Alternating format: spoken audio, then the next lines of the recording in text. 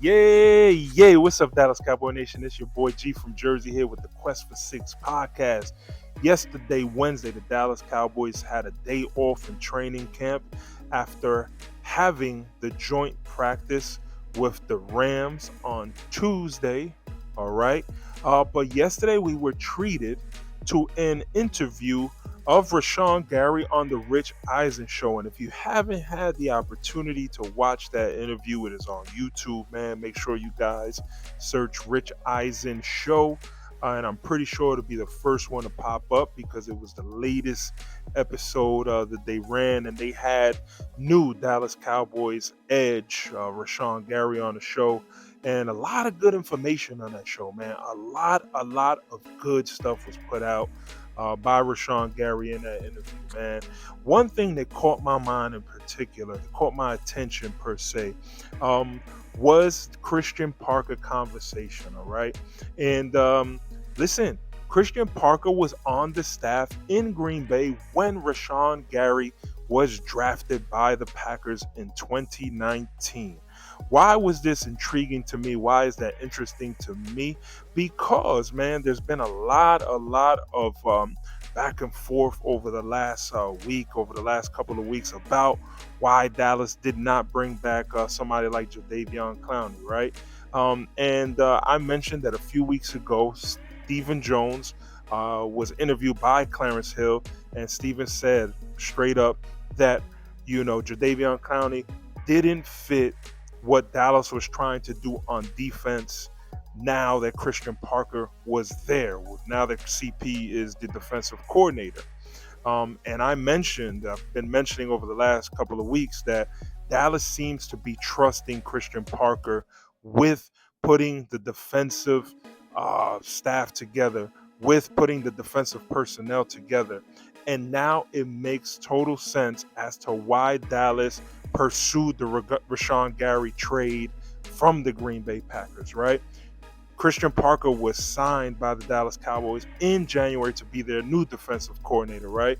The Rashan Gary trade happened in March, right? And this, I believe, was potentially one of the first moves that Dallas trusted Christian Parker with to get his personnel for this new defense going forward. Okay, so just pay attention to those kind of things. When asked about things that he was excited about with coming to Dallas, right, once the trade was completed, the first thing that he mentioned was the ability to play with Kenny Clark again, all right?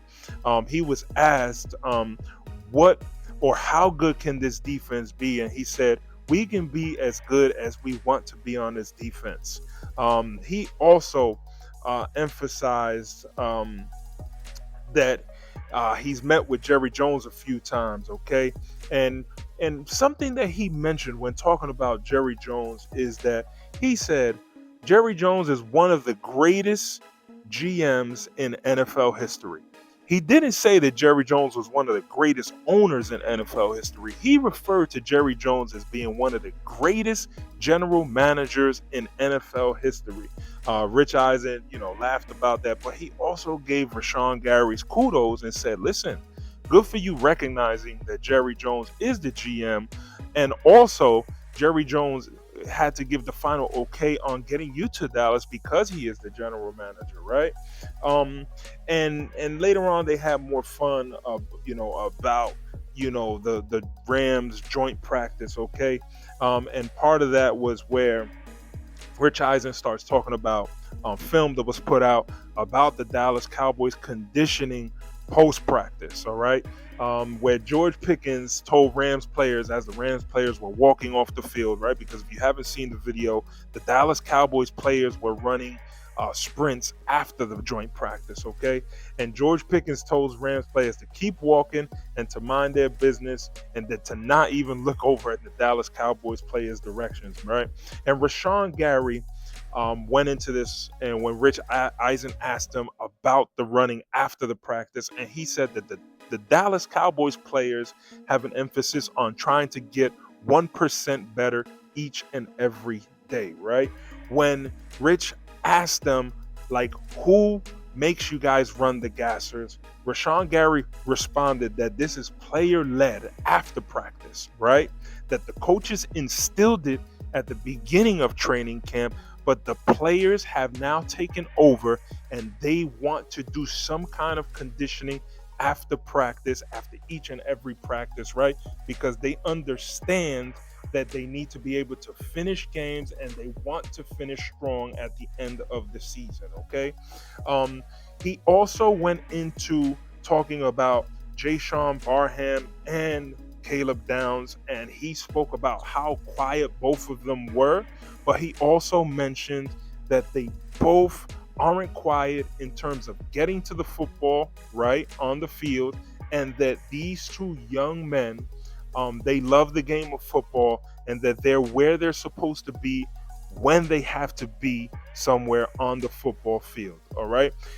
Rashan Gary's expectations for this year, he said that Dallas Cowboys players this year have one thing, right, that is on the top of their mind, and it is to win a ring. Okay? Folks, I'm going to finish this episode by saying this. For those of you who follow me, you guys know that I mentioned last year that Rashan Gary should have been the piece that Dallas traded for in return for Michael Parsons on top of the draft picks, all right?